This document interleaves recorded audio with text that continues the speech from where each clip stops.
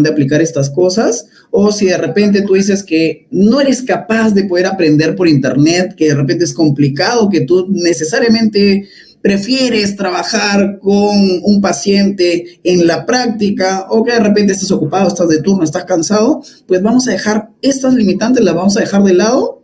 Abre tu mente a lo que el docente te va a explicar. Vas a ver que desde la primera diapositiva te va a enganchar muchísimo y vamos a ver cómo vamos a poder darle un refuerzo a lo que nosotros conocemos. Entonces, todas las excusas las vamos a dejar de lado. ¿Listo? Recuerda, tú estás aquí porque quieres comprender la metodología. Y la metodología en medicina interna es la que estás viendo en pantalla y es la que poco a poco te vamos a ir enseñando. Si quieres sacar una captura de pantalla, porque este es el flujograma que poco a poco vamos a ir implementando en todas nuestras casuísticas. ¿Listo? Escribe la palabra sí con tilde de afirmación. Sí, puedo solucionarlo. Solo necesito identificar dónde se origina el problema. Sí, soy capaz de comprender. Solo necesito repasar las clases. Sí, con tilde de afirmación, tengo la fuerza. Escribe la palabra sí de afirmación en el chat en este momento y no te preocupes porque acá estamos para poder ayudarte. Estamos cansados, pero finalmente esto es lo que a todos nosotros nos gusta, esto nos hace mucho más profesionales y con esto te doy la bienvenida a este primer capítulo del curso de Medicina Interna gratuito, ¿ok? Entonces, doctor Giovanni, le voy a pedir si por favor pudiera compartirnos sus diapositivas para poder verlas ahora en pantalla.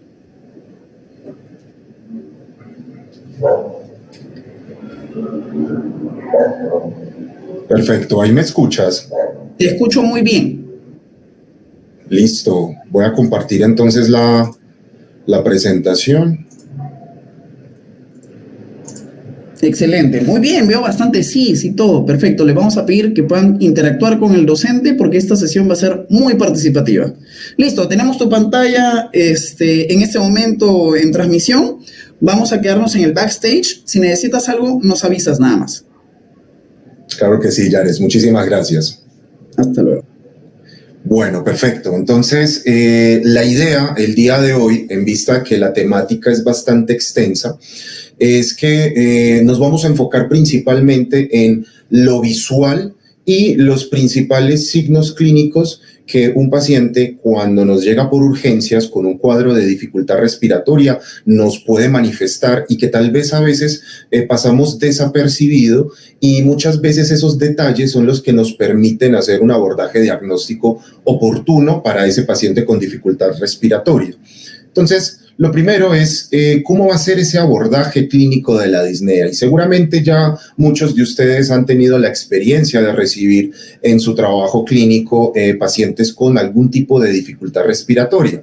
¿Cómo hacemos desde ese sonido anormal o desde ese patrón respiratorio para tratar de identificar dónde está el problema y de esa manera elegir la herramienta diagnóstica más pertinente para confirmar un diagnóstico que desde la clínica ya estoy sospechando?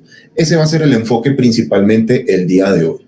Entonces, me gustaría mucho que utilicemos el chat para poder interactuar un poco. Yo les voy a mostrar muchos casos clínicos, muchos videos. La idea es que empecemos a identificarlo y nos animemos a participar para que entre todos podamos pues hacer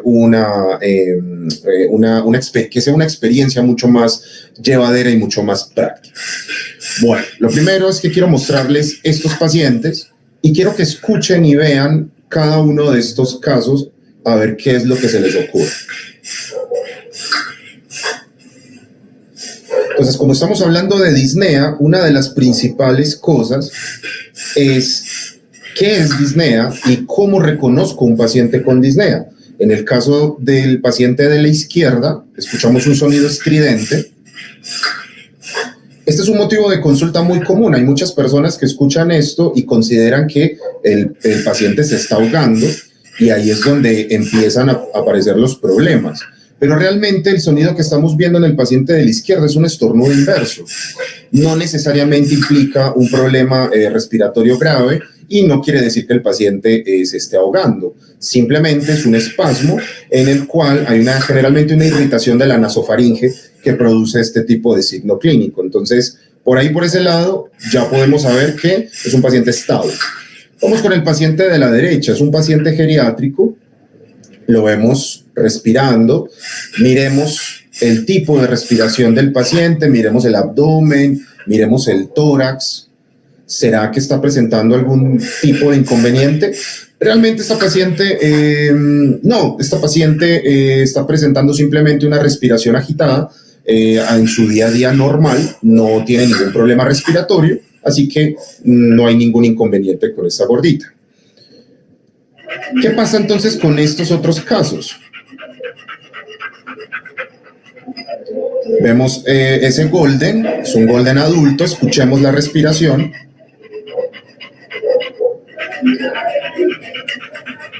Hay algo que llama la atención en el video del golden. ¿Qué observan? Les voy a hacer un spoiler. Ese paciente tiene un problema respiratorio. Ok, vemos un jadeo, pero pueden ser muchas cosas. Excitación, nerviosismo, de pronto hay mucho calor, ¿cierto? Entonces, realmente no está presentando disnea, es una respiración normal en el caso del golden, pero lo interesante es que sí tiene un problema respiratorio. Si somos bastante minuciosos, vamos a darnos cuenta en la trufa. ¿Ven algo interesante en la trufa? Este es un signo clínico bastante interesante que se llama seromicteria y es esta resequedad unilateral de la trufa. Este paciente está presentando cuadros de secreción nasal crónica y está asociado a una neuritis del nervio trigémino, lo que le genera la seromicteria y la secreción nasal, pero realmente no tiene un problema de disnea per se, es una respiración normal en un paciente que también tiene un problema respiratorio. Entonces, no necesariamente un problema respiratorio quiere decir que el paciente va a presentar disnea. Ahora, en el caso de la derecha vemos un Cocker Spaniel y este Cocker tiene un patrón tóraco-abdominal, ¿cierto? Ahí lo estamos identificando, vemos que hay un esfuerzo respiratorio y este paciente tiene una insuficiencia cardíaca congestiva izquierda, lo que hace que esté presentando este tipo de respiración. Entonces ahí vamos empezando a identificar cómo solamente viendo al paciente nos podemos ir haciendo algunas ideas. Lógicamente, hay que hacer una anamnesis completa, un examen físico que vamos a irlo desarrollando poco a poco. ¿Qué pasa con los gatos? El signo clínico que les decía se llama seromicteria, con X. En este caso, vemos un felino y quiero que vean las fosas nasales. Es un paciente aparentemente respirando bien, pero ¿cuál es el detalle? Que es una raza brachiocefálica, ¿cierto? Y al ser una raza brachiocefálica estamos viendo una estenosis de narinas. Ya de plano, por condición genética, este paciente va a tener una dificultad para respirar mayor que una raza no brachiocefálica. Pero no necesariamente quiere decir que haya una disnea importante. Eso ya habría que ver el motivo por el cual consulta. En ese caso, ese paciente consultó por un cuadro digestivo. No tenía absolutamente nada que ver con un cuadro respiratorio. Simplemente por su condición anatómica sabemos que estos pacientes están predispuestos a sufrir de muchos problemas de vía aérea superior. Ahora bien, vámonos con el paciente de la derecha. Con los felinos hay que tener mucho cuidado porque no van a manifestar la disnea de la misma forma que lo manifiestan los caninos. Entonces, a veces los patrones respiratorios se pueden subestimar. En este caso, fíjense que este paciente tiene un patrón respiratorio tóraco-abdominal. Es como una disnea mixta, no se alcanza a ver bien si es más prolongada la inspiración o la expiración. Generalmente la mayoría de disneas son así. Y este paciente, de hecho, tiene una enfermedad bastante grave, donde si no hacemos una atención de urgencia, no auscultamos a ese paciente, no hacemos nuestros exámenes para complementar lo que estamos sospechando, este paciente perfectamente en cuestión de horas puede fallecer. Y ahí es donde tenemos que trabajar de forma organizada y de forma oportuna para poder darles una chance a estos pacientes. Entonces, no necesariamente el gato que tenga una enfermedad cardiorrespiratoria muy avanzada va a tener una disnea grave como de pronto lo podemos ver en un canino. Entonces hay que tener mucho cuidado porque con los gatos es muy sutil. Recuerden que ellos son depredadores, ¿cierto?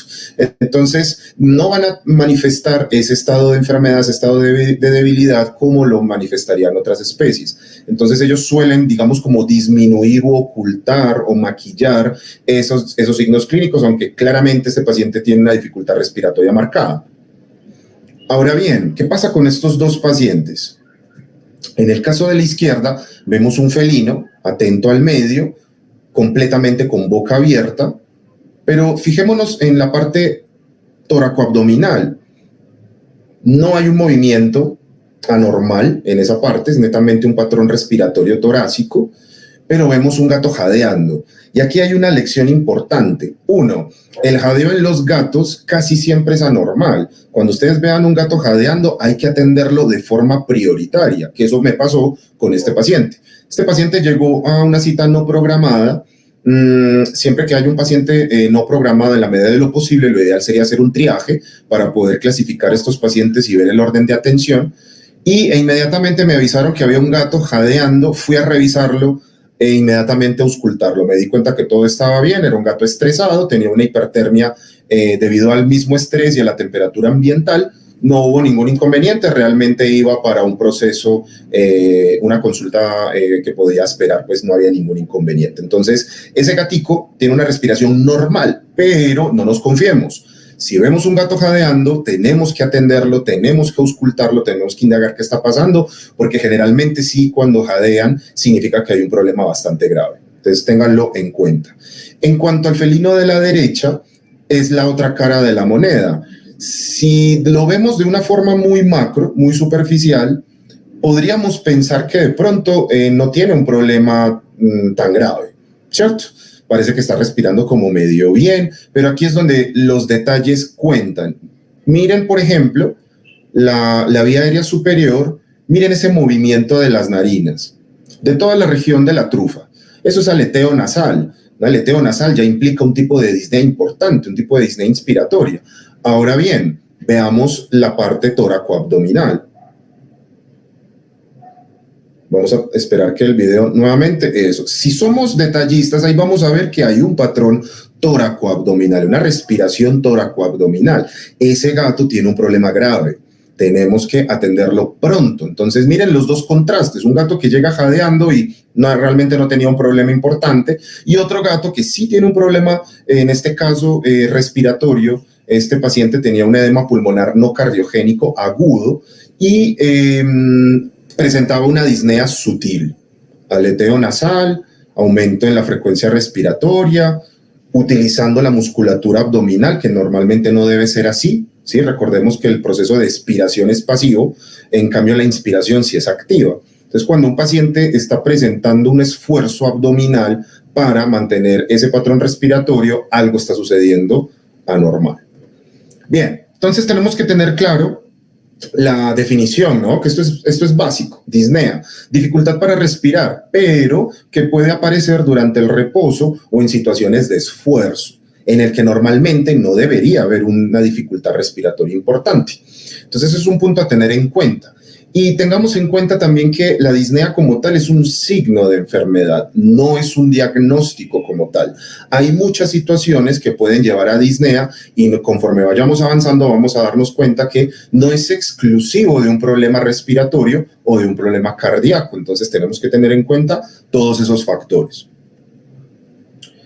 Era un edema no pulmonar, perdón, era un edema pulmonar no cardiogénico agudo. Sí, ahorita más adelante vamos a hablar de ese caso.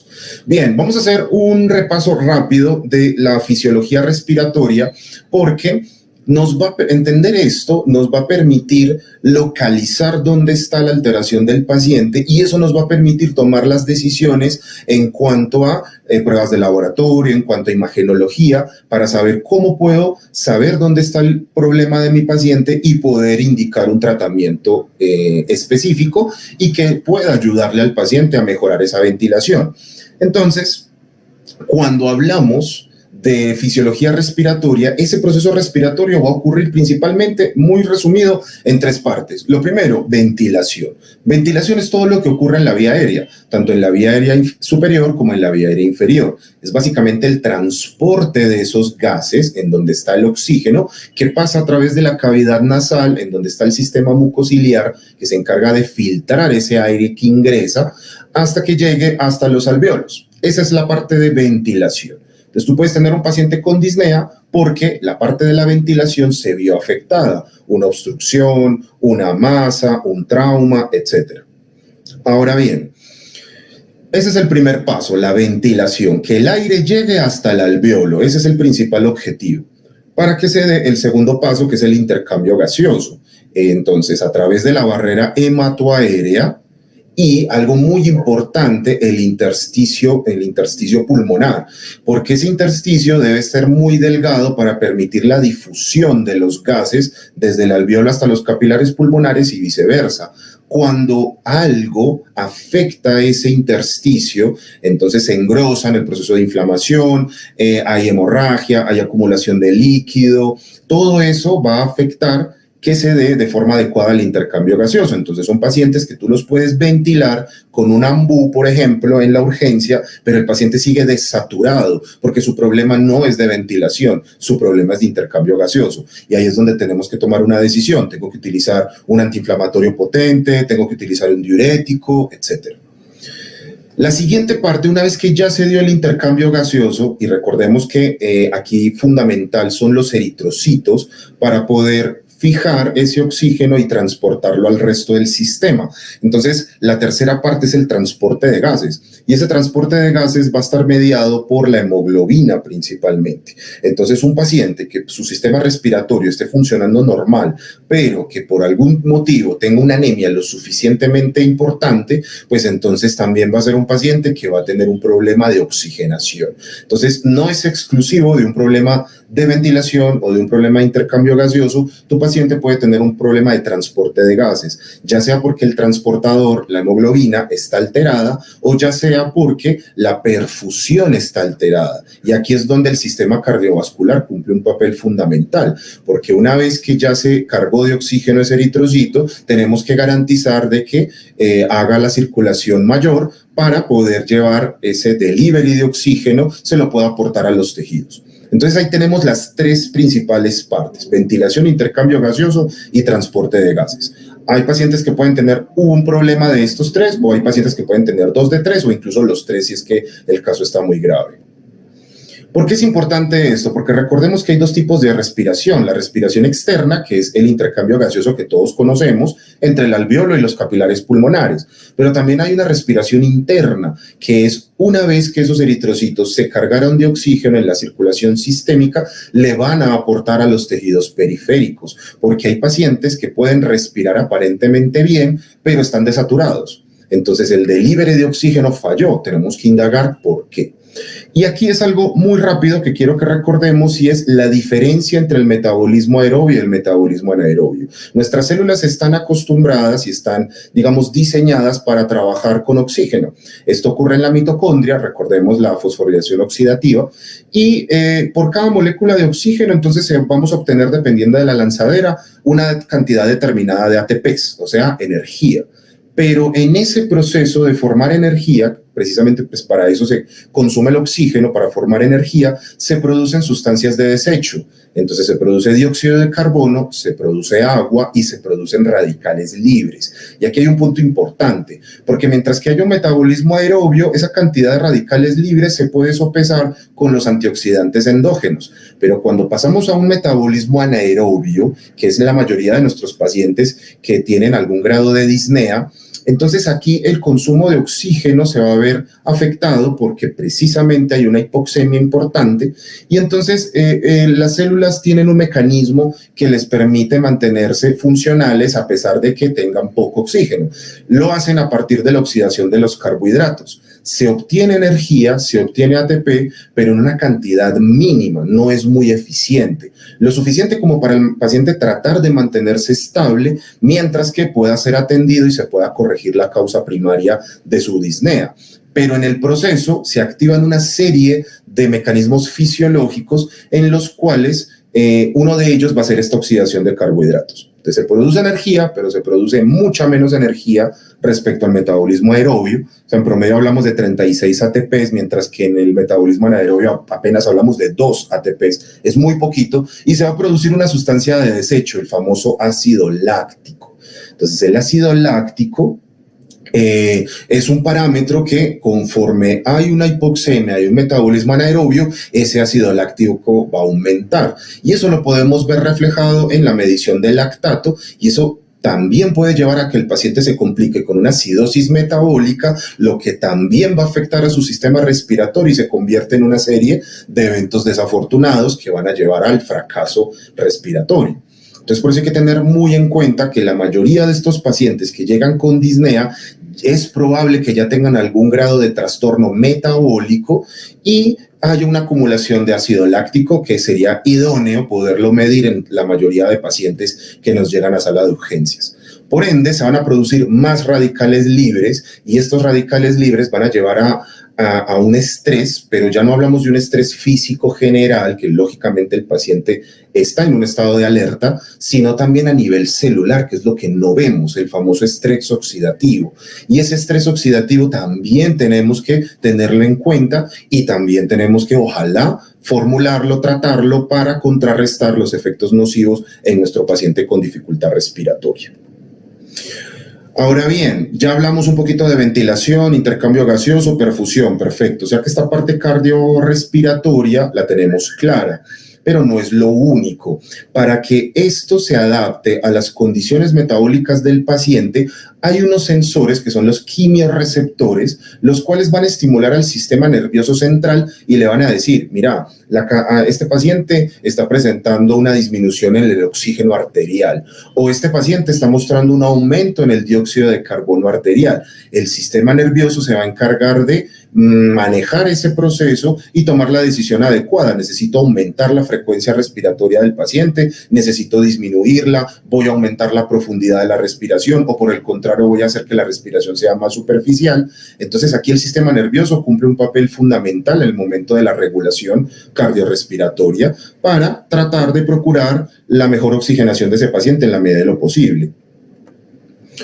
Una vez que tenemos eso claro y que ya sabemos dónde ubicar el problema a nivel interno en las fases de la respiración, ahora vamos a localizarlo en una región anatómica. Entonces, cuando nuestro paciente nos llegue con un proceso de disnea, tenemos que pensar, según el abordaje que hagamos, dónde está ubicado el problema. ¿Será que es un problema de vía aérea superior? ¿Será que es un problema de vía aérea inferior? ¿El problema estará en el tejido pulmonar como tal o de pronto en el espacio pleural? Entonces, si la enfermedad es respiratoria, lo podemos ubicar en una o más de estas 4 zonas anatómicas. Lógicamente, como vimos anteriormente, hay enfermedades que no afectan directamente el cuadro respiratorio, o sea, hablamos de trastornos extratorácicos, pero que aún así se ven, tiene influencia en el patrón respiratorio y en la frecuencia respiratoria como tal. Y eso lo iremos viendo más adelante. Ahora bien, una cosa importante es cómo clasificamos esa disnea en ese paciente que nos llegó con dificultad respiratoria. Entonces hay varios modelos de clasificación y aquí es donde vamos a empezar a aplicar varios conceptos a raíz de casos clínicos. Entonces, lo primero, la gravedad. Una disnea leve no compromete la vida del paciente, puede ser una enfermedad respiratoria que está recién empezando, por ejemplo, un felino con un complejo respiratorio infeccioso en el cual está presentando secreción nasal, todavía no ha llegado de pronto una disnea importante, o por ejemplo, una condición que no es respiratoria y que afecta o se ve manifestada en la parte respiratoria, como por ejemplo un paciente con dolor. Un paciente con dolor generalmente lo vemos taquipnéico, ¿cierto? Un paciente con un trastorno metabólico, el sistema respiratorio se encarga de compensarlo y se podría ver como una disnea, pero realmente el problema no es respiratorio o cardíaco como tal. Vamos a la disnea moderada. Esto generalmente es una urgencia y aquí es donde tenemos que hacer un abordaje diagnóstico porque el paciente nos da un poquito de tiempo para poder hacer una valoración idónea. Entonces, por ejemplo, aquí tengo 2 casos. El caso de arriba, este felino, podríamos pensar que de pronto ese gatico está ahí tranquilo, pero tenemos que mirar muy bien el patrón respiratorio.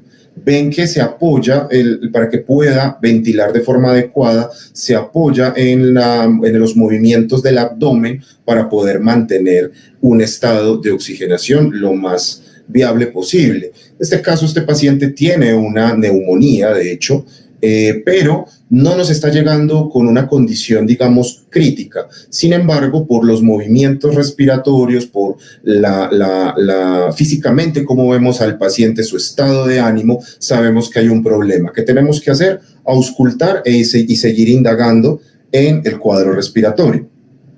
Ahora bien, en la imagen inferior, en el video inferior, ya habíamos visto este paciente. Les decía que es un paciente que tiene un problema cardíaco, y estamos viendo también un patrón respiratorio toracoabdominal, una respiración toracoabdominal en un perro y en un gato. Se ve más grave en el perro, pero en el paciente superior, pues entonces también hay un problema que tenemos que empezar a indagar de qué se trata. Vamos clasificando la disnea leve, moderada, y esto ya es algo muchísimo más grave. Entonces, este paciente está presentando una disnea severa. Lo podemos ver por el patrón respiratorio, lo podemos ver por la coloración de las mucosas. No sé si lo logran ver, pero tiene la lengua cianótica. Este paciente tenía una crisis asmática, lo que recordemos que se produce un broncoespasmo y el paciente no es capaz de oxigenarse de forma adecuada. Es algo bastante grave, esto es una emergencia. Entonces, un paciente que requiere atención prioritaria, muy seguramente hospitalización, y las disneas más severas las vamos a ver en trastornos mucho más graves, mucho más avanzados. No necesariamente crónicos, también puede ser muy agudo. Un síndrome de estrés respiratorio agudo también puede llevar a una disnea severa en cuestión de minutos. Pero vamos a empezar a desglosar estos tipos de disnea, y es bueno. Clasifiquémoslo según el momento del ciclo respiratorio. Entonces, va a tener una tendencia más hacia la inspiración o hacia la expiración. Entonces, evaluamos la respiración del paciente y miramos en dónde se demora más. ¿Se demora más en el proceso de la inspiración o se demora más en el proceso de expiración? Cuando veamos que la disnea es principalmente inspiratoria, generalmente son problemas de vía aérea superior, como el caso de este bulldog francés. Esta es una paciente geriátrica que presentaba un síndrome obstructivo del brachiocefálico bastante marcado. Como ven, ya está entradita en años, ya era una paciente geriátrica, y desafortunadamente cuando estos pacientes brachiocefálicos no los atendemos rápido o desde que están muy jovencitos no les ayudamos a que su sistema respiratorio pueda ventilar de una forma adecuada, empiezan a ocurrir unos cambios crónicos como la deformación de los cornetes nasales. Puede haber también alteraciones en la laringe, eversión de sáculos laringeos, puede haber bronquiectasia, puede haber traqueomalacia. Entonces, no debemos permitir que estos pacientes brachiocefálicos lleguen a su estado geriátrico ya con alteraciones en la anatomía de la vía aérea que de pronto ya no podamos corregir. Es preferible corregirlo en un inicio, pero ¿qué pasa? Que muchas veces normalizamos los estertores que presentan estos pacientes, como, pues sí, eso es de la raza, pero realmente podemos aplicar medicina preventiva y corregir mediante cirugía lo que se pueda corregir antes que se den los cambios irreversibles. Generalmente este tipo de disnea se caracteriza por una respiración lenta pero profunda. Fíjense el tiempo que se demora inspirando y luego la expiración. Entonces es una disnea de tipo inspiratoria. Generalmente se asocia con dos sonidos respiratorios de vía aérea superior, estertores y estridores. ¿Cuál es la diferencia? Estertores son esos ronquidos, o sea, literal, escuchar a un brachiocefálico respirar. Ese ronquido es lo que conocemos como estertor. O sea que si escuchamos eso, es un problema principalmente de vía aérea superior. El estridor es un sonido fuerte, pero con un tono agudo, como lo ocurre, por ejemplo, en las obstrucciones de la vía aérea superior, en el colapso laríngeo, en la parálisis laringea. Es un sonidito como un pitido, ¿sí? Como un sonido más, no tanto un pitido, sino como mucho más agudo, mucho más suave, distinto al ronquido que vendría a ser el estertor. Ambos sonidos nos están ubicando que el problema es de vía aérea superior, y ahí es donde tenemos que, por ejemplo, empezar a investigar. ¿Será que una radiografía me lo va a decir? ¿Será que una endoscopia? Ya tendríamos que ir mirando esa parte. Ahora bien, la disnea expiratoria. Cuando veamos un paciente en el cual el tiempo del movimiento respiratorio es más en la expiración, vamos a sospechar de una lesión en la vía aérea inferior, ¿sí? O sea, una lesión intratorácica. Y aquí hay de dos tipos, el obstructivo y el restrictivo. El obstructivo se caracteriza por una respiración lenta y profunda, pero algunas veces, sobre todo si el paciente está como muy nervioso, muy agitado, está muy asustado, es muy probable que empiece a presentar una respiración más rápida.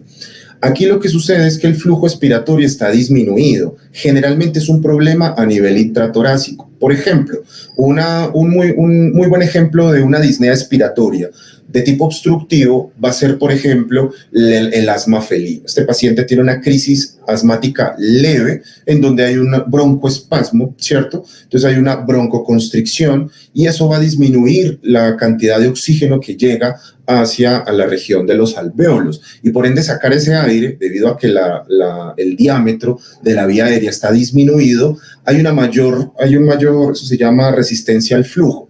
Entonces, como hay mayor resistencia al flujo, tiene que hacer un esfuerzo mayor para poder expulsar ese aire.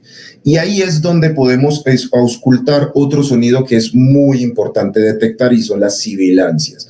Cuando ustedes escuchen una sibilancia, su nombre lo dice, es como un silbidito, es también un sonido agudo.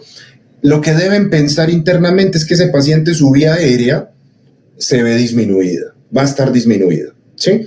Entonces, independiente de la causa, también pasa, por ejemplo, con los pacientes los brachiocefálicos que nacen con hipoplasia traqueal, algunas veces también se les puede escuchar esa sibilancia expiratoria. Entonces, si ustedes tienen un paciente en el cual su disnea principalmente es expiratoria, pensamos en una lesión de la vía aérea inferior y si auscultamos sibilancias y es un felino, es muy probable que se trate de una crisis asmática, como en este caso. En el caso de abajo, hablamos de una disnea expiratoria de tipo restrictivo. Entonces, un paciente con un patrón restrictivo va a tener una respiración rápida y superficial. ¿Y por qué se da esa restricción? Puede ser porque hay algo que está restringiendo la expansión pulmonar. Por ejemplo, puede ser un neumotórax, por ejemplo, puede ser un trauma, por ejemplo, puede ser una hernia diafragmática. Y, por ejemplo, en este caso, esta pacientica no tiene un problema respiratorio primario. Esta gordita tiene eclampsia y su problema es neuromuscular porque está presentando una hipocalcemia bastante marcada. Los músculos necesitan calcio para poder contraerse y para que se dé de forma adecuada la inspiración debe haber contracción muscular y por ende gasto de energía. Esta paciente, por ejemplo, estaba tanto hipoglicémica como hipocalcémica. Al detectar esto, hacemos una corrección inmediata, una dosis de gluconato de calcio, una dosis de dextrosa hipertónica al 50%, y este paciente en 15 minutos se paró y su respiración era completamente normal. Entonces, otro ejemplo de no necesariamente todas las disneas son por un problema respiratorio o cardíaco primario, ¿sí? En este caso, un problema metabólico de electrolitos, en este caso el calcio, también puede afectar la parte respiratoria. Otra causa que lleva a un patrón restrictivo va a ser la restricción en la aireación alveolar, por ejemplo, en pacientes con edema pulmonar, empezando tanto el cardiogénico como también en el caso del edema pulmonar no cardiogénico. Ahora bien, ¿qué pasa con otro tipo de disnea? Y es la disnea mixta, ¿sí? La disnea mixta es aquella en la cual es difícil poder identificar si realmente se demora más la inspiración o la expiración, casi que las dos son como lo mismo. Entonces, esta es la forma de disnea más común, la disnea mixta. Implica que puede haber una lesión tanto en vía aérea superior como en vía aérea inferior. En este caso, por ejemplo, esta paciente está presentando una efusión pleural. ¿Sí? Por eso el patrón respiratorio lo vemos como mixto, como que la inspiración y la expiración van ahí como más o menos de la mano. Ahora bien, generalmente estos pacientes presentan hiperpnea. Estos son términos que también tenemos que empezar a familiarizarnos si de pronto no lo manejamos mucho. Hiperpnea, más adelante vamos a ver unas definiciones sobre esto, pero básicamente es un aumento en la profundidad de la respiración con un incremento en la frecuencia respiratoria, que es común en estos pacientes que, por ejemplo, no logran expandir del todo su campo pulmonar. Este tipo de disnea lo vamos a ver, por ejemplo, en los casos de edema pulmonar, ya sea cardiogénico o no cardiogénico, sobre todo cuando están más avanzaditos, en pacientes con neumonía, independiente del tipo de la neumonía. Puede ser una neumonía bacteriana, puede ser una neumonía, por ejemplo, por aspiración, una neumonitis química, puede ser, por ejemplo, una neumonía intersticial, que es inflamatoria. Pero también los pacientes con efusión pleural, independiente si es un quilotórax, si netamente es un hemotórax o un hidrotórax. La disnea es mixta, pero usualmente en estos casos hay un predominio mayor inspiratorio. De hecho, si nos damos cuenta, hay una parte en la que este paciente como que se queda un poquito más de tiempo inspirando que expirando, pero el resto del tiempo se mantiene mixto. Por aquí pregunta Ricardo, ¿una anemia por hemoparásitos también puede tener patrones respiratorios de disnea? Sí, y de hecho me pasa mucho. Aquí en Colombia tenemos una situación bastante crítica con el tema de los hemoparásitos, pero no todos ellos generan directamente una alteración respiratoria. Ya sea que, por ejemplo, si tiene una anemia muy severa, como lo que puede ocurrir con micoplasma, con Ehrlichia, con Babesia, etcétera, puede llevar a disnea. Pero también he tenido pacientes, por ejemplo, con toxoplasma o con hepatosún, que generan cuadros neurológicos y podrían llevar también a disnea, pero por cuadro neurológico. También he tenido pacientes con rickettsiales, ya sea anaplasma, Ehrlichia, rickettsias y también, por ejemplo, micoplasma, que pueden generar inflamación pulmonar, inflamación del parénquima pulmonar, o sea, una neumonía intersticial. Y puede ser agudo y puede ser tan severo que se puede convertir en un síndrome de distrés respiratorio agudo. Así que sí, es complicado. ¿La disnea en hemotrópicos no sería más asociada por la disminución de la hemoglobina? Claro, si es que la anemia es grave, como lo expliqué ahorita. En el caso de Babesia, que genera unas anemias muy severas, o en el caso, por ejemplo, de anaplasma, Ehrlichia, micoplasma, en el caso de los felinos, puede llevar a una anemia lo suficientemente grave como para generar disnea, pero precisamente explicaba que hay otros mecanismos por los cuales con un mismo hemotrópico o con otro hemotrópico se pueden generar cuadros de disnea sin comprometer la parte hematológica. La misma fiebre, un paciente con un pico febril va a generar una taquipnea y no necesariamente quiere decir que tenga anemia. Eso también es un punto a tener en cuenta. Vámonos entonces teniendo en cuenta si es inspiratorio, expiratorio mixto, vamos a hablar un poco de los patrones respiratorios. ¿Qué debo pensar cuando la respiración del paciente es rápida y profunda? Entonces, puede ser algo fisiológico. Si el paciente hizo ejercicio, vamos a ver sobre todo si la actividad física fue bastante extenuante. Es muy probable que veamos este tipo de patrón respiratorio y no necesariamente indica un problema. Pero si vemos lo que estamos viendo, por ejemplo, con este Bulldog francés, este es un Boston Terrier, si no estoy mal, este caso es bastante interesante porque este perrito tenía como unos 12 años y este paciente tenía una insuficiencia cardíaca izquierda, estaba presentando una valvulopatía mitral. Al mismo tiempo presentaba hipertensión pulmonar, tenía una bronquitis crónica y un edema pulmonar, una enfermedad intersticial que se convirtió en síndrome de distrés respiratorio agudo. O sea, todo mal. Se sumó la cardiopatía, se sumó la hipertensión pulmonar, se sumó la bronquitis crónica con bronquiectasias incluso, y se sumó un proceso inflamatorio pulmonar agudo. O sea, tiene alteración de la vía aérea superior, de la vía aérea inferior, del parénquima pulmonar, todo mal. ¿Cierto? Y aquí estamos viendo una respiración tipo abdominal, lo cual cuando lo vean deben preocuparse mucho porque esto significa que la disnea es severa. Este paciente aquí no podríamos definir claramente, se pareciera como si fuera una disnea mixta, pero con un poquito más de predominio en la expiración. ¿Listo? Este paciente tenía los pulmones llenos de líquido y realmente fue una situación bastante delicada. Entonces, este paciente, por ejemplo, tiene una enfermedad mixta, tanto cardíaca como pulmonar. Pacientes con pirexia, algunos pacientes con fiebre pueden presentar disnea y presentar una respiración rápida y profunda. Recordemos que los perros y los gatos termorregulan principalmente a través de la vía aérea y por eso cuando hay calor, cuando hay fiebre, hay jadeo o hay un aumento en la frecuencia respiratoria. Entonces, no necesariamente todo paciente jadeando quiere decir que tenga un problema respiratorio. Hay que hacer un abordaje completo. Por aquí dicen ¿qué sonido puede escucharse al auscultar un paciente con disnea? Elian, depende. Estamos viendo que si hay una alteración de la vía aérea superior, vamos a escuchar estertores, estridores. Si hay un problema de la vía aérea inferior, podemos escuchar sibilancias, y en todo caso el problema es un broncoespasmo, pero también podemos auscultar crepitaciones secas, como lo que ocurre en la bronquitis crónica, o crepitaciones húmedas, como era lo que tenía este Boston Terrier. Entonces, este gordito, al tener tanto el SDRA como el edema pulmonar, se escuchaba un sonido burbujeante. Eso es una crepitación húmeda, te indica que ahí está acumulándose algo, o líquido o exudado, son cosas diferentes, y por eso hay que saber diferenciar el edema pulmonar cardiogénico del no cardiogénico. La acidosis metabólica también puede generar una respiración rápida y profunda. La anemia, las toxemias pueden llevar a una respiración rápida y profunda, entonces tenemos que tenerlo en cuenta. ¿Qué pasa con la respiración rápida y superficial? Quiero que escuchen un momentico a este paciente.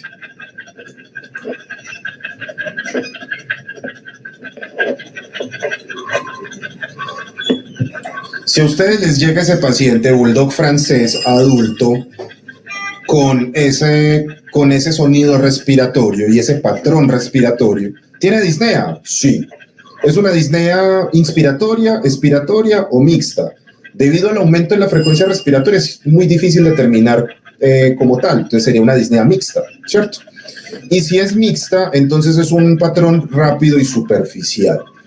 ¿Este paciente tendrá un problema respiratorio? Tenemos que indagar. ¿Es un brachiocefálico? Probablemente sí, pero tal vez no sea la causa. Y de hecho, este paciente lo que presentó realmente era dolor. Tenía una crisis de dolor por una radiculopatía secundaria a una hemivértebra. Súper común en el brachiocefálico, hay que tenerlo en cuenta. Entonces, a veces pensamos que no, es un problema de la vía aérea superior, el paladar blando elongado, en fin, entonces seguramente ese es el problema. Y no, en este caso es una respiración rápida y superficial por dolor. Manejas el dolor y el paciente resuelve el aparente cuadro respiratorio.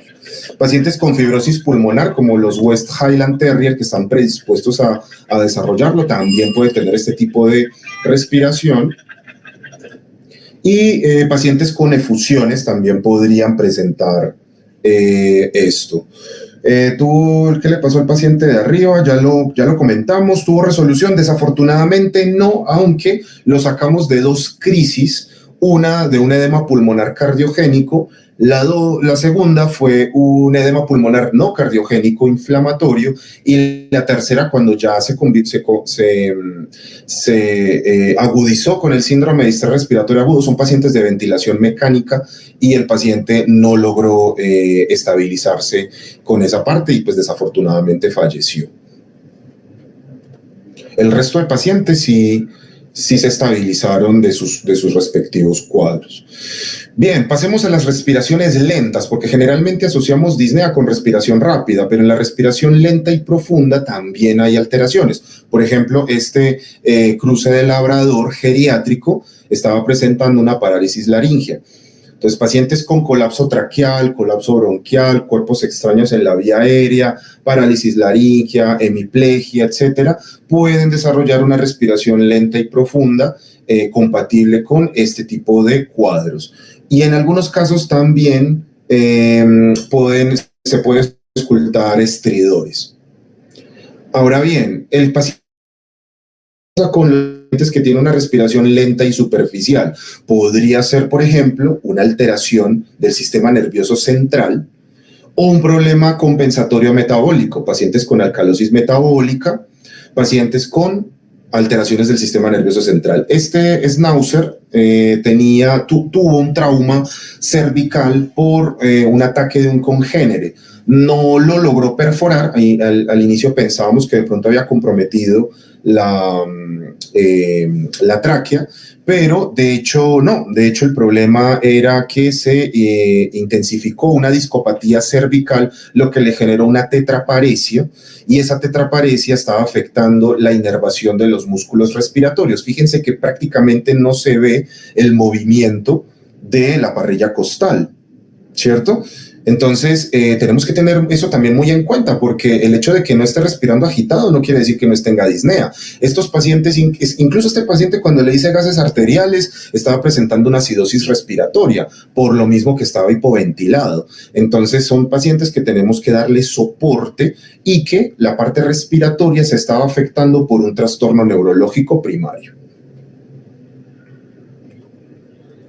Bien, vamos a la clasificación según el origen. Entonces, uno de los más comunes, el principal tipo de disnea que les va a llegar va a ser cardiovascular, pacientes con taquicardia, pacientes con hipertensión pulmonar. Estos son bien difíciles. ¿Por qué?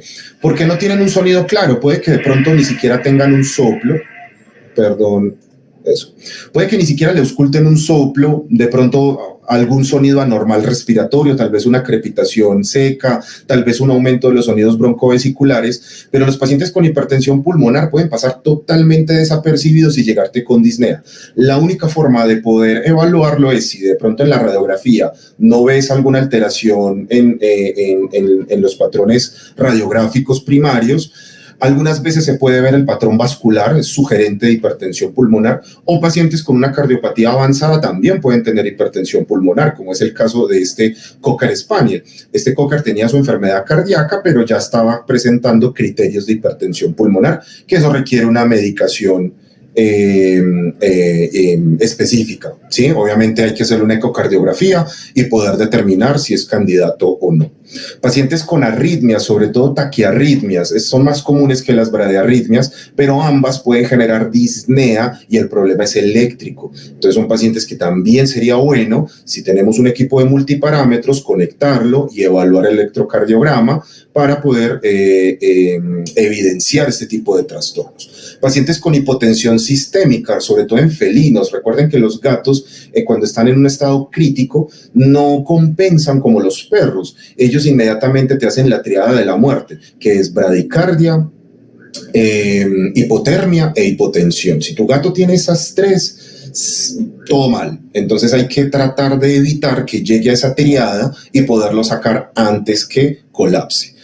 Pero otra cosa interesante, los pacientes con shock, por ejemplo, este labrador, aquí abajito, lo vemos con taquipnea, ¿sí? Miren el cuadro respiratorio. ¿Es una disnea? Es una disnea. ¿Es una disnea inspiratoria o expiratoria? Un poquito difícil, vamos a ponerlo nuevamente al comienzo. Es una disnea mixta, ¿sí? Es una disnea mixta como tal. Ahora, este paciente no tenía un problema cardíaco de base, tampoco tenía un problema respiratorio de base. Este paciente lo que estaba presentando era un shock séptico. Este paciente tenía una temperatura, tenía fiebre, pero las extremidades estaban frías. No sé si están relacionados con la medición del delta de temperatura. Entonces midan la temperatura rectal y midan la temperatura periférica y hacen la división de ellas dos. Si está por encima de 4 grados centígrados, ahí hay una alteración. Entonces hay una vasoconstricción periférica que es común en los pacientes con shock. Pero este paciente tenía un shock como tal y requiere un abordaje diagnóstico mucho más exhaustivo. El punto es que es un paciente que, sin tener un problema cardíaco de base, al estar en shock, genera una alteración de la parte cardiovascular y eso va a tener repercusiones en la oxigenación del paciente. Veamos este. Lógicamente, otra disnea es de origen pues, respiratorio, ¿no?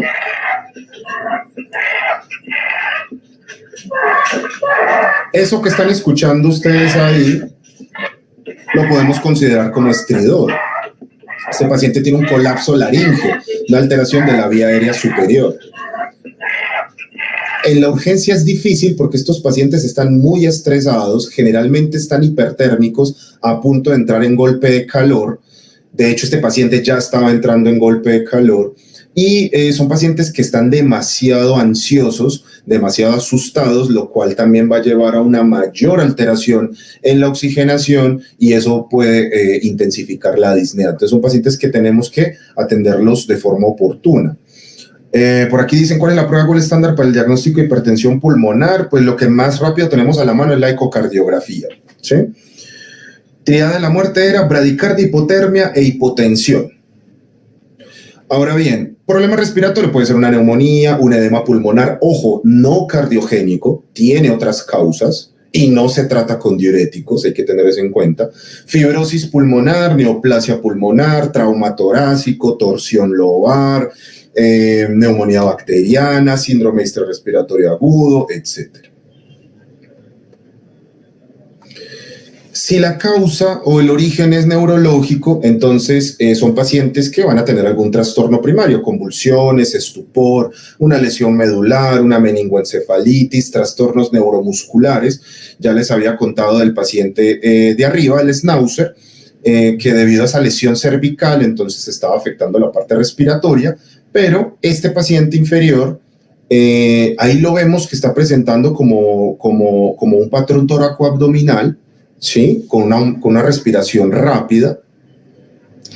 Y este paciente lo que estaba presentando también tenía una tetraparesia, pero por otra causa, mientras que el de arriba era un trauma cervical, el de abajo era una polirradiculoneuritis. Desarrolló una polirradiculoneuritis, lo que llevó a una tetraparesia, no ambulatoria, y estaba empezando a afectar también la parte respiratoria. Entonces, tengamos en cuenta. Por accidentes, atropellamiento puede ser respiración lenta y profunda. Dayana, depende del trauma, depende si tiene contusión pulmonar, si tiene hemotórax, si tiene neumotórax. Es muy variado porque el trauma es tan variado que te puede generar distintos patrones respiratorios. Incluso puede que al principio te muestre un patrón respiratorio y a las horas o al día siguiente te muestre otro diferente. Hay que tener en cuenta eso. Hematológico, entonces, puede ser que el problema sea una anemia severa, como lo que ocurre en la anemia hemolítica inmunomediada. Este paciente, este Pomerania, podemos ver las mucosas completamente ictéricas, y este paciente tenía una de las anemias hemolíticas más severas que he visto en lo que llevo ejerciendo. El síndrome de Evans, recuerden que es anemia hemolítica inmunomediada con trombocitopenia inmunomediada, también puede llevar a este tipo de alteraciones. Pacientes con hemorragias profusas, como pacientes caídos de altura, en donde hay una hemorragia por ruptura esplénica, puede pasar. Intoxicaciones, por ejemplo, coagulación intravascular diseminada, y como este paciente, este felino, en donde vemos el patrón respiratorio, es como lento y profundo, y vemos que las mucosas son completamente pálidas. Este paciente tenía leucemia en fase terminal con aplasia medular. No había absolutamente nada que hacer por este gatico, se indicó eutanasia. Clasificación de la duración, si es agudo, subagudo o crónico. Esto nos permite establecer un tiempo de evolución de los signos clínicos y eso nos puede aproximar a ciertos diagnósticos. Una disnea aguda, procesos súbitos, por ejemplo, un síndrome respiratorio agudo, un golpe de calor, un trauma, en que generalmente hay un compromiso respiratorio marcado. Cuando la presentación es aguda, usualmente el problema es bastante marcado, la signología es bastante intensa.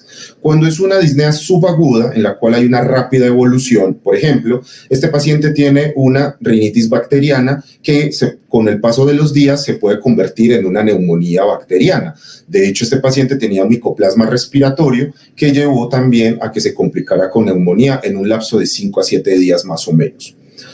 La disnea crónica, evolución de meses, entonces pacientes que vienen tosiendo hace mucho tiempo, pacientes que vienen con un problema cardíaco hace mucho tiempo y se agudizaron por un edema pulmonar, es como lo más común, pero también tengan en cuenta los pacientes que tienen signos clínicos esporádicos, pero que son relativamente frecuentes. Entonces, no, es que está presentando como una respiración rara, mi gatico de 5 años, por ahí cada 3 meses. Ese paciente también se considera crónico.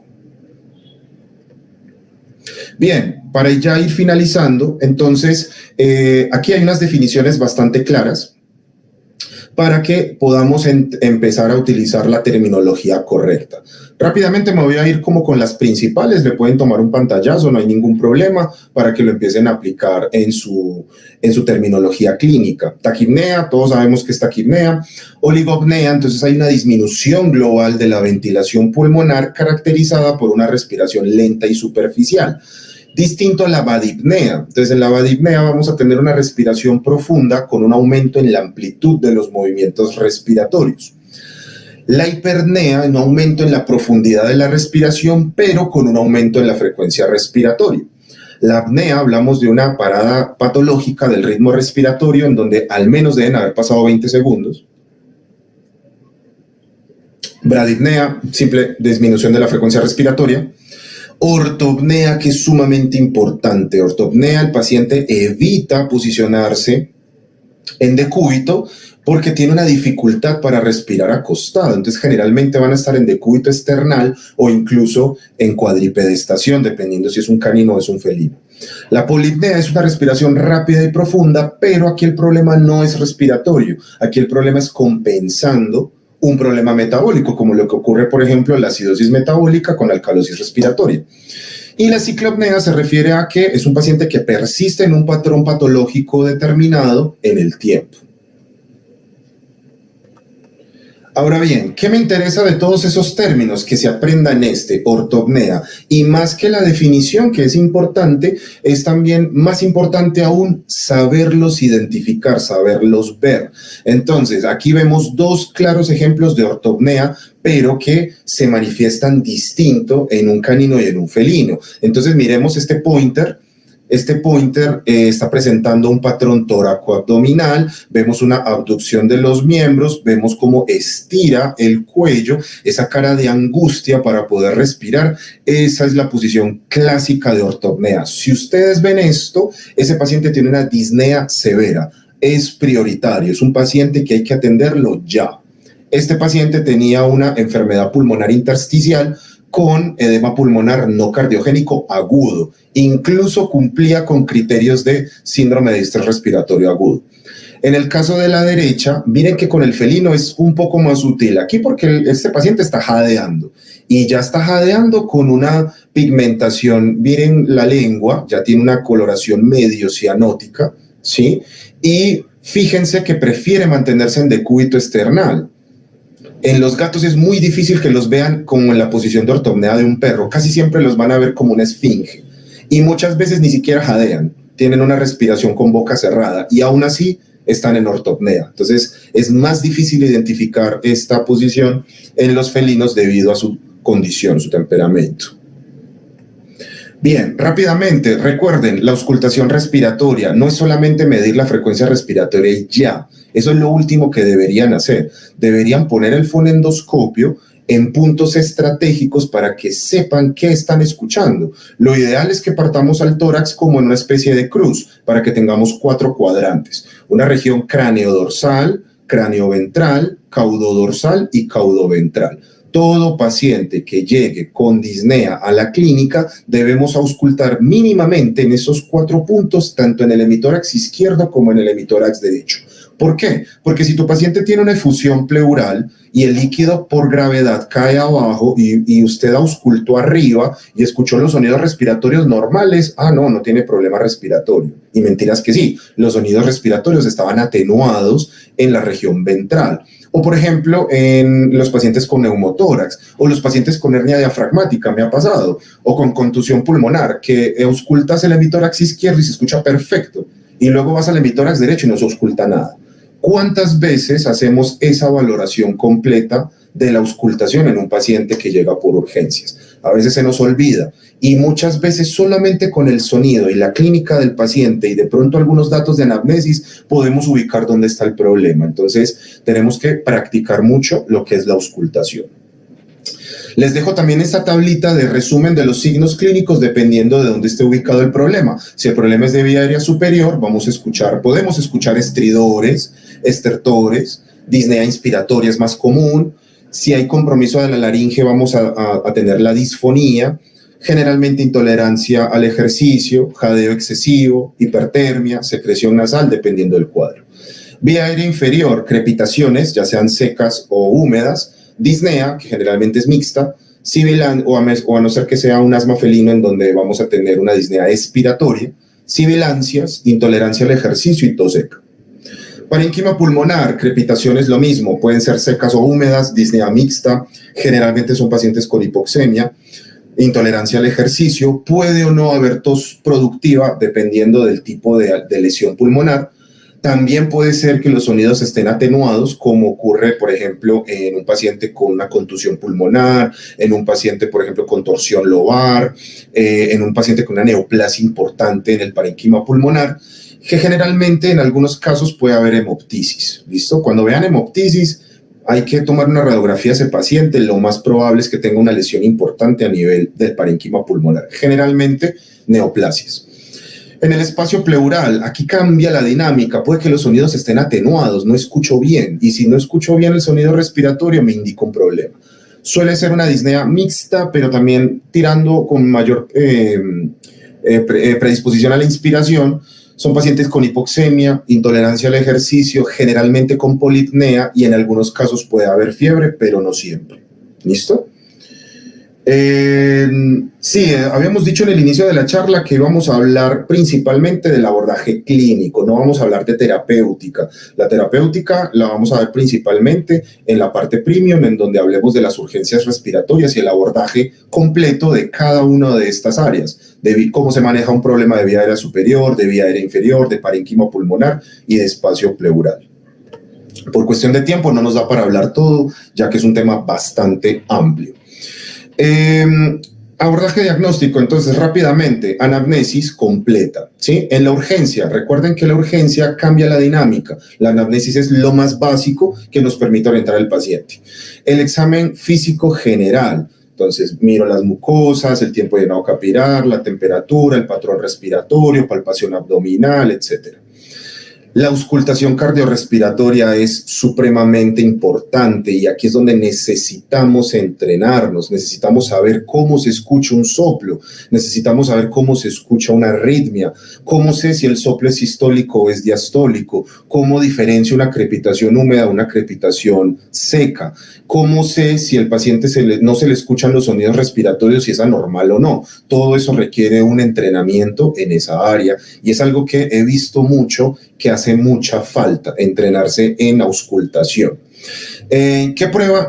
Algo que también se ha olvidado mucho es la percusión torácica. Se utilizaba más que todo en grandes especies y muchas veces cuando no tengo un ecógrafo a la mano, la percusión torácica me ha salvado de muchas situaciones. Si la percusión es más mate o más timpánica, nos está indicando, nos está sugiriendo algo que lógicamente debemos complementarlo con imagenología.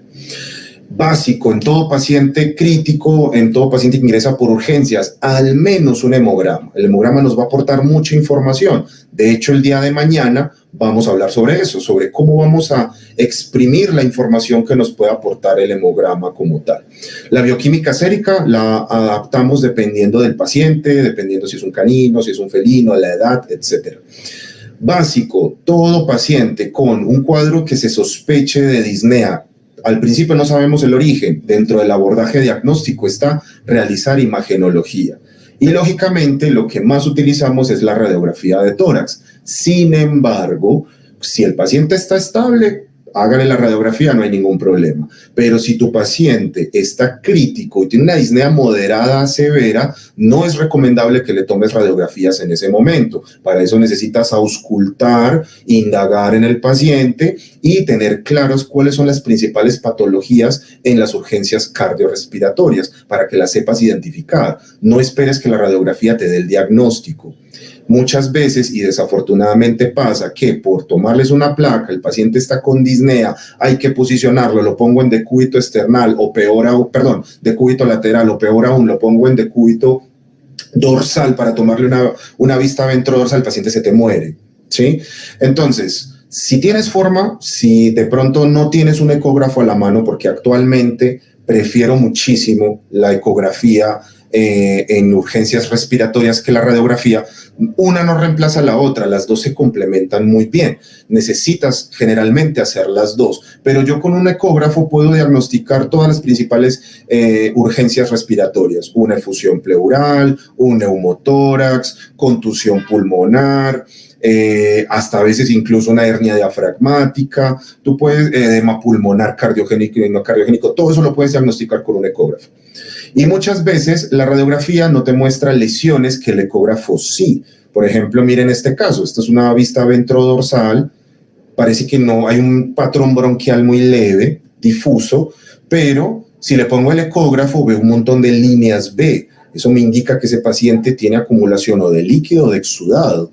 Y ya dependiendo de la raza, la edad, la anamnesis, en fin, el motivo de consulta, pues entonces podríamos sospechar si se trata de un problema cardiogénico o no. Entonces, la radiografía de tórax, ¿se puede hacer? Sí, se puede hacer si tu paciente está estable. Si no, estabilízalo primero y luego le tomas la radiografía. ¿Qué vistas para la parte respiratoria? Principalmente tres: la lateral izquierda, lateral derecha y la ventrodorsal. Ojo, es muy beneficioso tener ambas vistas, las dos laterales, la izquierda y la derecha. Si estás sospechando de una neoplasia o metástasis pulmonar, es preferible que tomes las cuatro, la dorsoventral también. Y si tu paciente no está muy estable en la parte respiratoria y le tienes que tomar una placa, en vez de tomar la ventrodorsal, toma la dorsoventral para minimizar el estrés del paciente. Pero preferiblemente ecografía pulmonar o TFAST. Los protocolos pues se escapan de la temática del día de hoy, pero lo podemos ver en otro momento. Hay que entrenarse en TFAST para poder saber cómo se observa un edema pulmonar, una efusión pleural mediante ecógrafo, que es muy distinto, mediante radiografía. Si tengo un equipo de multiparámetros o al menos un pulso oxímetro, puedo medir una saturación como tal, pero tiene sus inconvenientes. Si tengo la chance de hacerle gases arteriales, mucho mejor. Lógicamente, para tomar una muestra arterial, pues hay que tomarla con un paciente que te ayude en eso, y generalmente en ese distrés respiratorio es poco probable que te colaboren. Entonces, también hacerlo en el momento de que el paciente lo tolere. La capnografía, ya si vamos un poquito más avanzados, recordemos que nos permite evaluar ventilación. También en enfermedades infecciosas, últimamente está, digamos como que cada vez se está utilizando más las pruebas moleculares para diagnosticar. Particularmente lo uso mucho. Entonces, y recuerden que hay infecciones que hay bacterias que no se logran cultivar de forma adecuada, o virus también. Por ejemplo, dentro de esas bacterias que no se cultivan y que toca utilizar una técnica molecular para el diagnóstico es precisamente micoplasma. Endoscopia, dependiendo de la situación, muy rara vez se requiere de urgencia. Generalmente primero se estabiliza un paciente y luego se hace la endoscopia si lo amerita, y la tomografía, que también es una muy buena opción. Bien, para finalizar, no sé si pasé un poquitico, pero me gustaría mucho como compartirles un caso y que lo resolvamos todos juntos, ya para finalizar esta parte de la temática. Como les decía, el objetivo principalmente era que recuperemos unos conceptos básicos que podamos aplicar en un paciente con disnea, que sepamos identificar los distintos tipos de disnea que hay y cómo el patrón respiratorio más el sonido que estoy auscultando en mi paciente, más la anamnesis y el contexto del paciente, nos permiten inclinarnos hacia determinada localización de la enfermedad respiratoria, si es que es respiratoria. Pero recuerden que también hay causas no cardiorrespiratorias que pueden llevar a disnea. Rápidamente, entonces, vamos a desarrollar este caso, este felino que nos llega por urgencias. ¿Listo? Así nos llegó. No tenemos más contexto. Es un gato adulto, joven, ponele 5 años. Y motivo de consulta, está respirando raro. ¿Sí? Rápidamente, triaje. Apariencia, aparentemente normal, su estado mental es adecuado. La respiración, pues, prácticamente es anormal, es muy evidente. Circulación, no sabemos. Bueno, en este sentido, me toca pues ayudarlos. No tiene soplo, ¿sí? El pulso es adecuado y no tiene arritmia. Y las mucosas tienen un tinte levemente cianótico, ¿sí? Entonces, aquí les regalo esta otra tablita que sirve mucho para, en triaje, poder saber por dónde viene el problema. Entonces, en este caso, nuestro paciente está en un estado mental normal, una respiración anormal y una circulación normal. ¿Qué nos está hablando? Dificultad respiratoria. Ahí es donde todos los esfuerzos de semiología y de imagenología van a ir ahí. Vamos a evaluar eso. Ahora, yo les hago una pregunta. ¿Qué clasificación tendría este paciente con ese tipo de disnea? ¿Es una disnea inspiratoria, expiratoria, mixta? El patrón respiratorio es rápido y profundo, lento y superficial. ¿Qué opinan ustedes?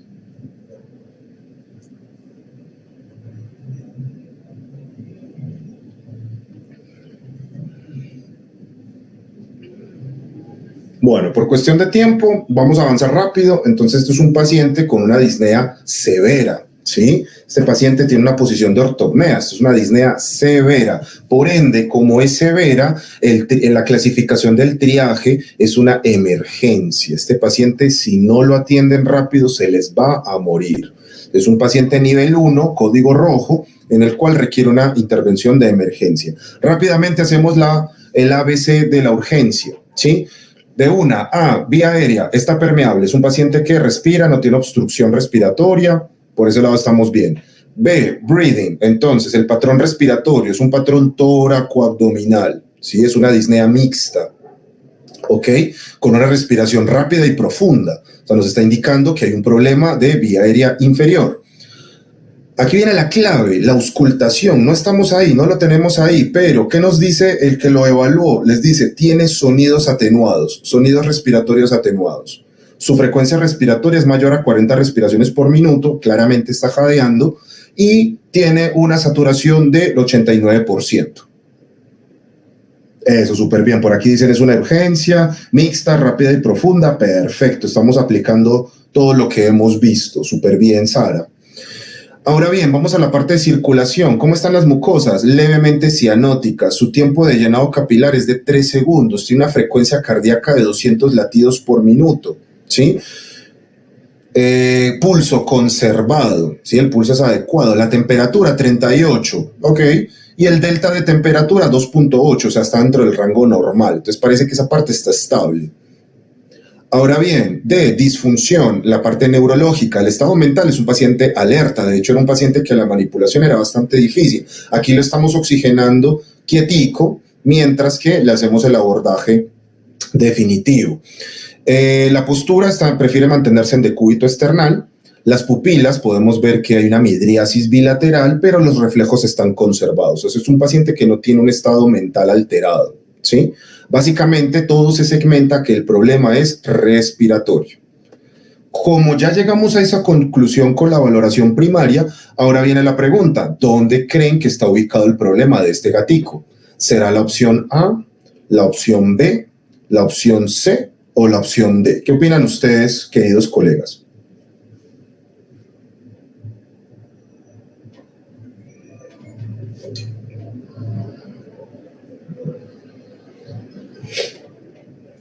Camila dice que puede ser el parénquima pulmonar.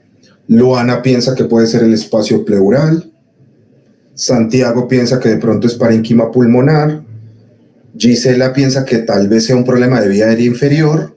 Cada vez más personas consideran que de pronto el problema está en espacio pleural.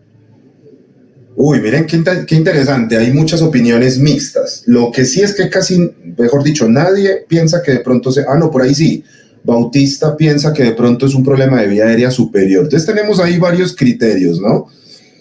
Pero la tendencia es que la mayoría opina que tal vez sea la D, espacio pleural. Vamos a ver, recuerden que tenía el paciente una disnea mixta con una respiración profunda, rápida y profunda, y estaba presentando sonidos respiratorios atenuados. La parte cardiovascular aparentemente estaba estable, con unas mucosas levemente cianóticas, sin alteraciones neurológicas aparentemente, ¿ok? Entonces, si están sospechando que el problema está ubicado en B, en C o en D, ¿cuál sería su abordaje diagnóstico y terapéutico? Tienen el paciente ahí, ¿qué van a hacer? ¿Qué es lo primero que se le debería hacer a un paciente con disnea?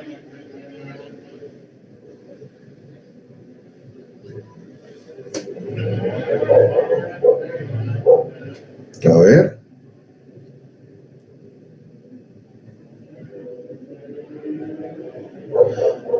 Excelente, oxígeno. Lo primero que tienen que hacer es aportarle oxígeno a ese paciente, de la forma que sea. Una sonda, una cámara, le adaptan un collar isabelino. Cada uno tiene ventajas y desventajas, que eso en otro momento hablaremos al respecto.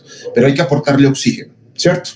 Hay que aportarle oxígeno. Ahora bien, dentro del abordaje diagnóstico, ¿qué haríamos? Un ultrasonido puede ser, supongamos que no tengamos ultrasonido.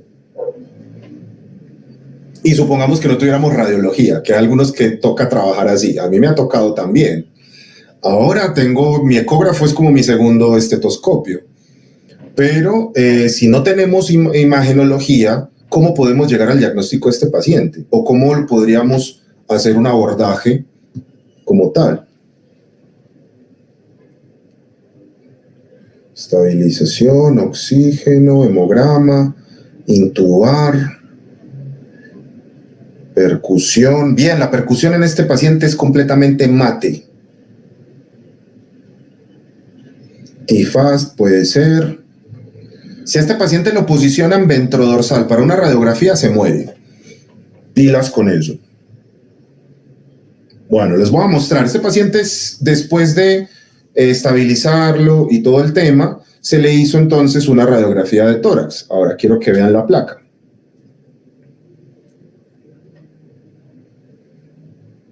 Si ustedes ven esa imagen, ya deben saber qué tiene el paciente.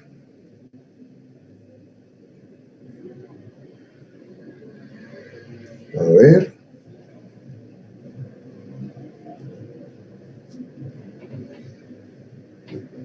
¿Qué opinan de esa placa?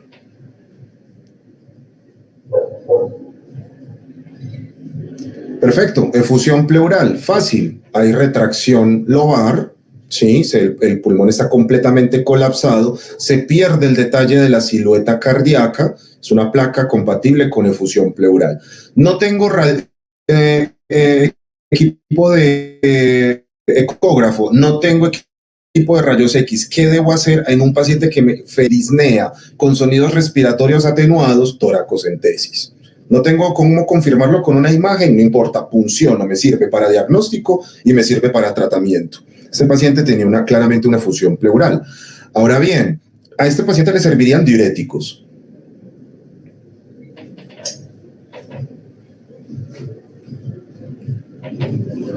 Ese también es un error muy común. Entonces, no esperen que una efusión pleural no se corrige con diuréticos, se tiene que hacer punción, sí o sí, ¿ok? Pero, como todo buen gato, tiene su sorpresa. Entonces, el abordaje completo, paso a paso con este paciente, ¿qué sería? Oxigenoterapia, reposo, le pongo un acceso vascular, minimizo el estrés. La mayoría de estos pacientes generalmente no requieren sedación, ¿sí?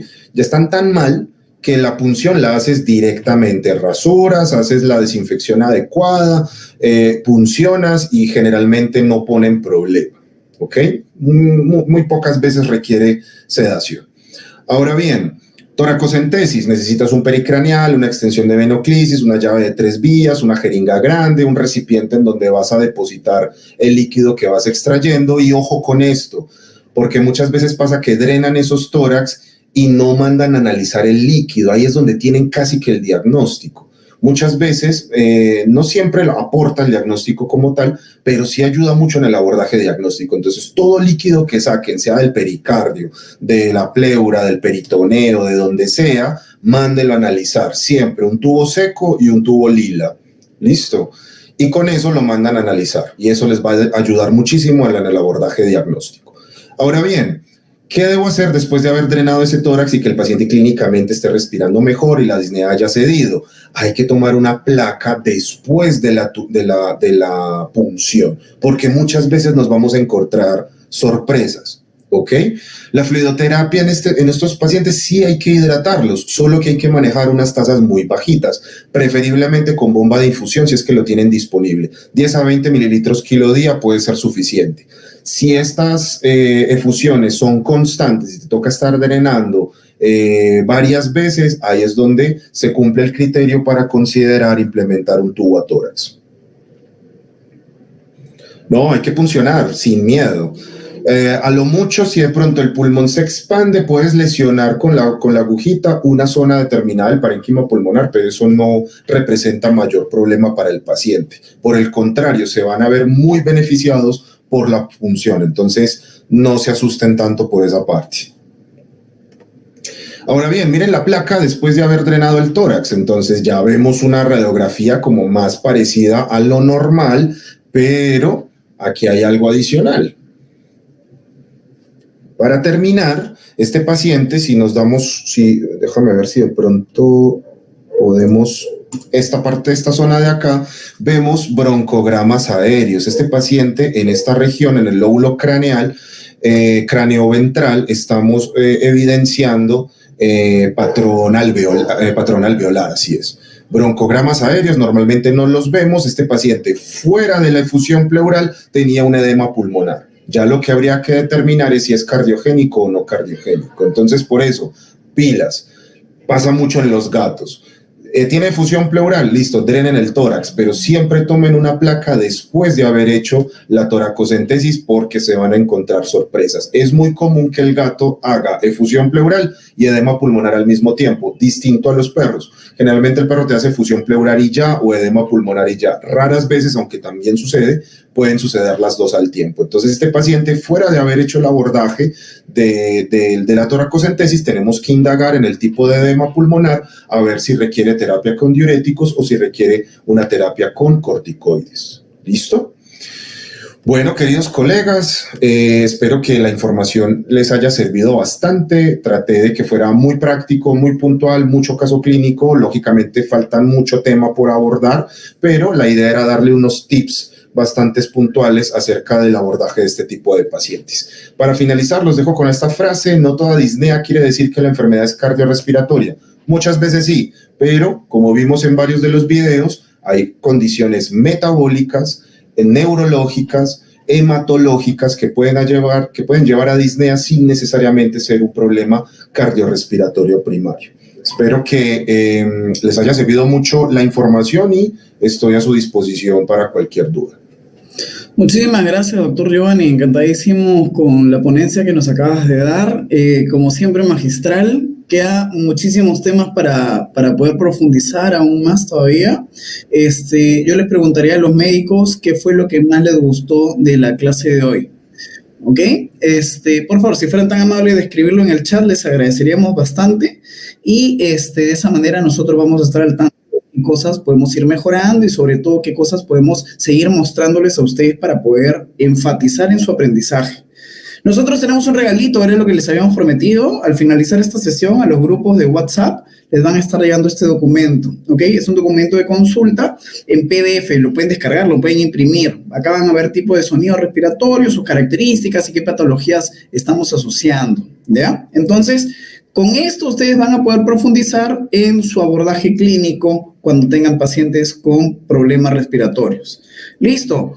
Lo que les pedimos es: deben estar en los grupos de WhatsApp. Si no están en el grupo de WhatsApp, envíennos un inbox al Facebook, al Instagram para poder agregarlos. ¿Ok? Entonces, por favor, dejen sus comentarios. ¿Qué fue lo que más les gustó de la clase de hoy? Tómense un minutito. Vamos a agradecerle a todo el equipo veterinario emprendedor, al doctor Giovanni por su presentación, sobre todo al equipo académico que ha hecho posible que esta capacitación sea gratuita para todos ustedes. Muy bien, y con eso nosotros estamos finalizando esta sesión. Las personas que de repente deseen abandonarlo, no hay ningún problema, nos vemos el día de mañana y a continuación les voy a explicar un poco sobre un curso de mayor profundización en el abordaje de la medicina interna. Acá vamos a ofrecerles todo el proceso de urgencias. Vamos a ver todo lo relacionado a el enfoque del médico clínico ante un proceso de urgencia en la clínica veterinaria. Este curso es pagado. Nosotros se los podemos ofrecer con una promoción especial para todos los médicos que deseen acompañarnos y lo único que tienen que hacer es ingresar al enlace que acabamos de compartir en el chat. De esa manera, ustedes van a tener mayor profundización con la guía del doctor Giovanni. Les pregunto, ¿ustedes reciben a pacientes politraumatizados en sus consultorios? Hoy día hemos hablado sobre urgencias respiratorias, pero ¿ustedes reciben a pacientes politraumatizados? Porque si ustedes han tenido inconvenientes como estos, por ejemplo, no cuentan con un protocolo de atención ordenada politraumatizados, este programa de estudios es ideal para ustedes, porque justamente les vamos a enseñar a cómo ordenarse. Hoy día hemos visto cómo ordenarnos en enfermedades, patologías respiratorias. Vamos a hablar también de politraumatismos. No entienden muy bien qué es lo que dice un examen sanguíneo de su paciente, acá se los vamos a explicar. Si de repente no se sienten capaces aún de controlar el dolor en sus pacientes, acá vamos a profundizar en los fármacos y analgésicos necesarios. Y si de repente te ocurre que por algún motivo tú controlas, ¿ya? Controlas la inflamación, pero por un periodo de tiempo que se vuelve corto, luego reaparece con un peligro de volverse una CIRS, entonces este programa de capacitación es para ti porque nosotros te vamos a incluir en el módulo 4 y en el 5, vamos a hacer profundización de